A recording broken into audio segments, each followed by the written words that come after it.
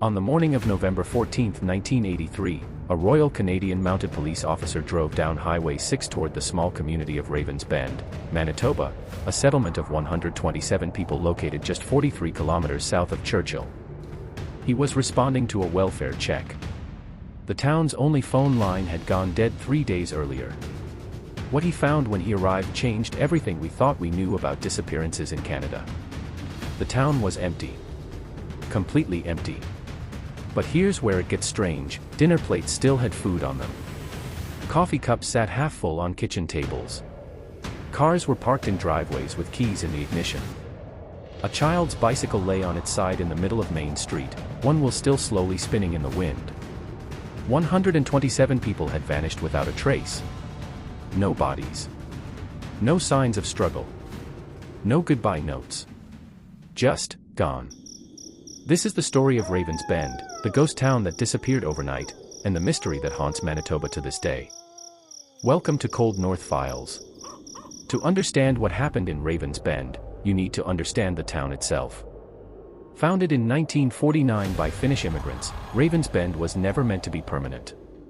It started as a mining camp. Workers extracted nickel and copper from the harsh Manitoba tundra.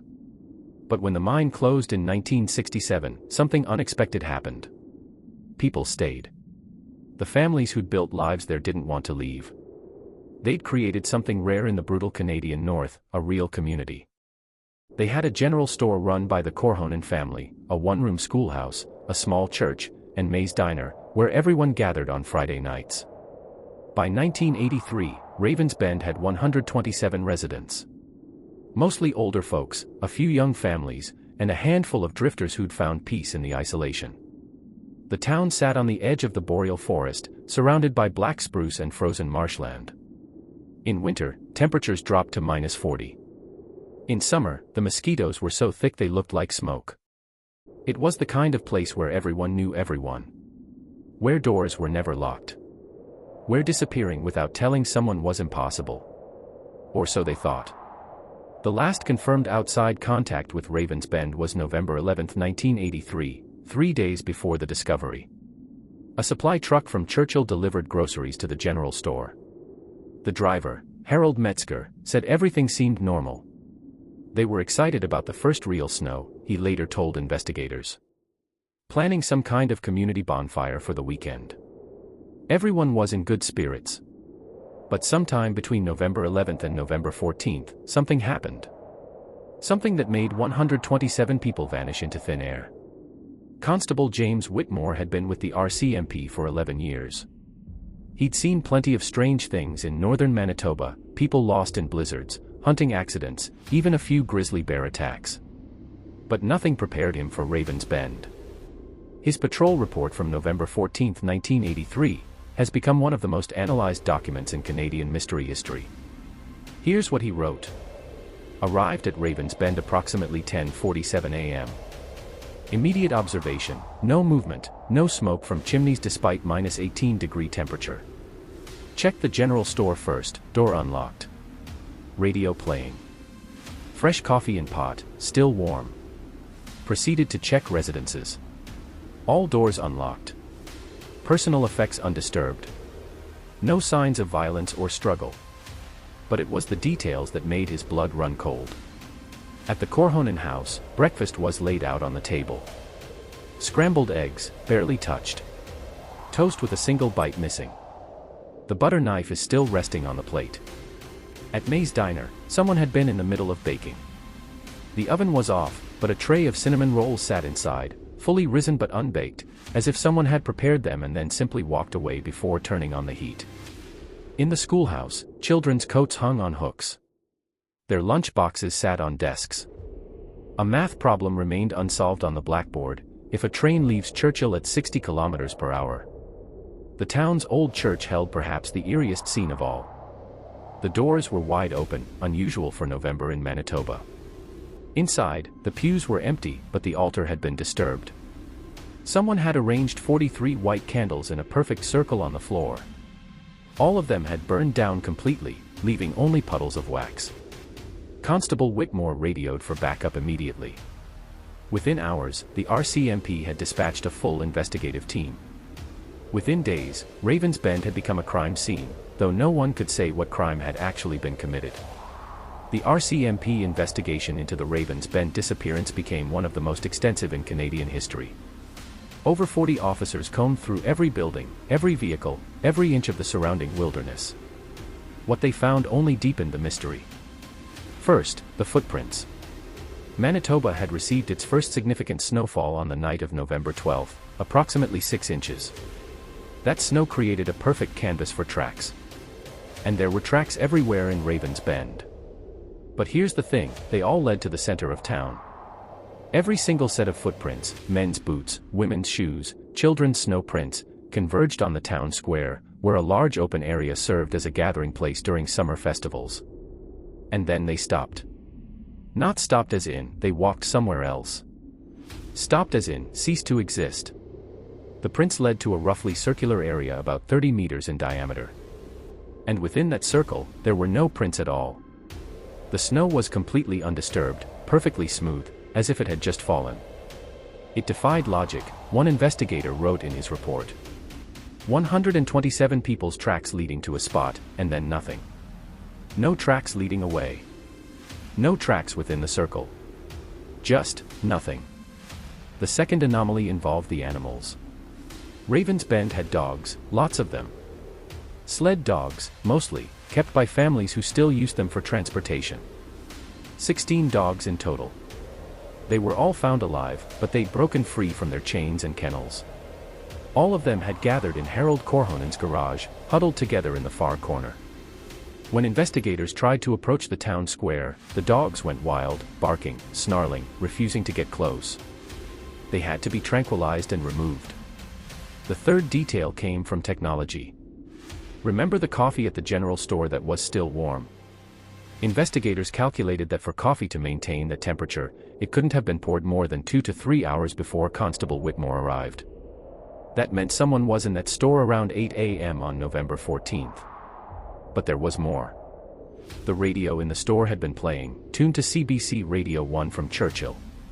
The broadcast log showed that at 8:23 a.m., there had been a brief interruption in transmission, a burst of static lasting exactly 14 seconds. Several residents in Churchill reported hearing something strange during that static burst. They described it as a low hum, almost like a choir singing a single note, but somehow mechanical. Unsettling. The CBC later claimed it was a technical malfunction. But here's where it gets interesting. Every clock in Ravens Bend had stopped at exactly 8:23 a.m. Every single clock.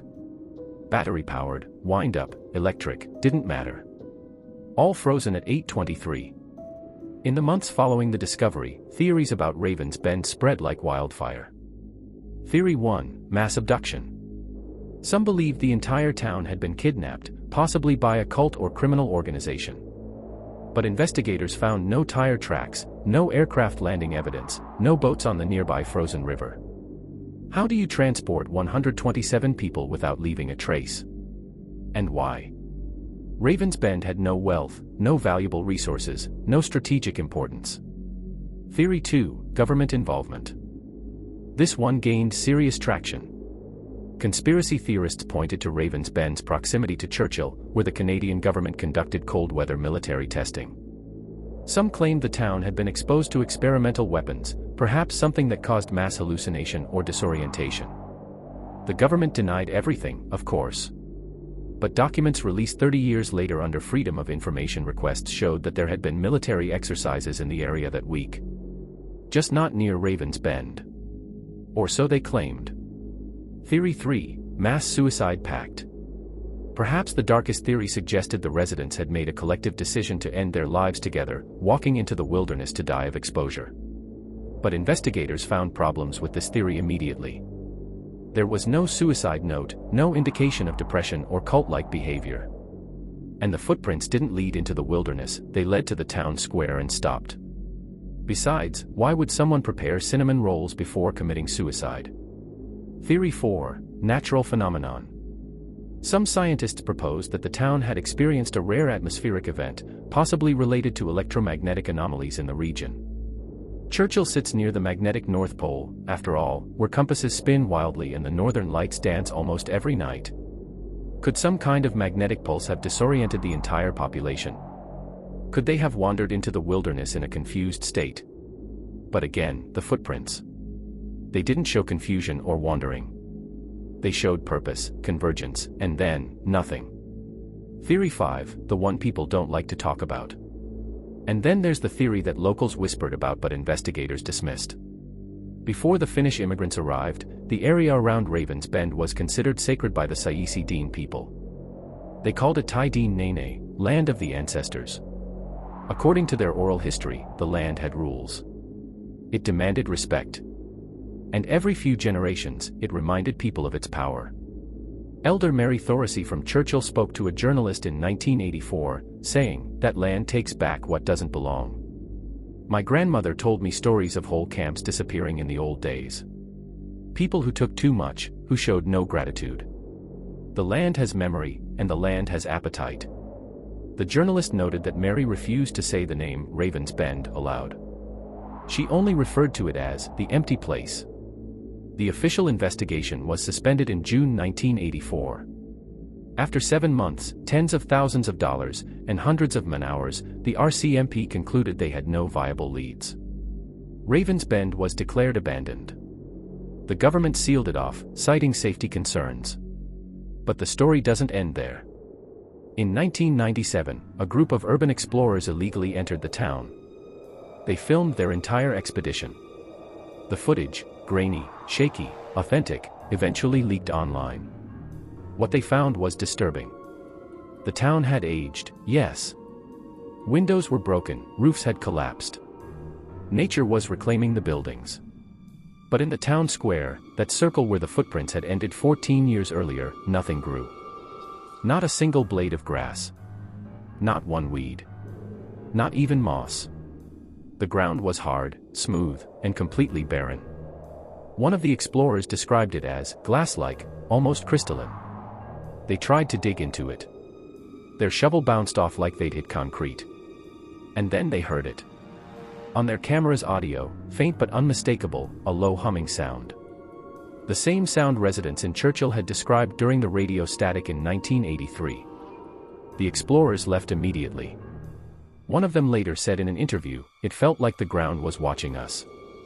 I know that sounds insane, but I've never felt anything like it." We all agreed without saying a word, we had to leave. Now. In 2003, the Canadian government demolished most of Ravens Bend, claiming the structures were hazardous. Heavy machinery was brought in, buildings were raised, and the area was officially designated as environmentally protected land. No one is allowed to visit without special permits, which are, apparently, never granted. The only thing that remains is a small memorial stone placed by the families of the disappeared. It sits on Highway 6, overlooking where Ravens Bend once stood. The inscription reads simply, 127 souls. Gone but not forgotten. 1983. But someone, no one knows who, keeps adding to it. Fresh flowers appear there every November 14th. Even in blizzards. Even in -40 weather. No footprints lead to the memorial. No tire tracks. Just flowers. Appearing like clockwork. Every single year. So what really happened to Ravens Bend? Was it a government experiment gone wrong? A mass delusion? A natural phenomenon science hasn't yet explained? Or was it something else entirely, something that reminds us there are still places in this world, even in modern, mapped, connected Canada, where the rules we think we understand simply don't apply? The families of the disappeared have never found closure. 27 children were among the missing.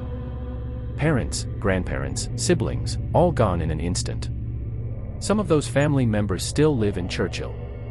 They still search. They still hope. But as the years pass, hope becomes something else. Something heavier. Because deep down, I think they know the same thing investigators knew back in 1983, the same thing those urban explorers felt in 1997, the same thing you might feel if you stand on Highway 6 and look south toward where Ravens Bend used to be. Whatever took those 127 people isn't finished. The land remembers. The land has an appetite. And maybe, just maybe, it's still hungry. This is Cold North Files. If you found this story intriguing, hit that subscribe button. We've got more mysteries from across Canada coming your way. What do you think happened to Ravens Bend? Let me know in the comments below.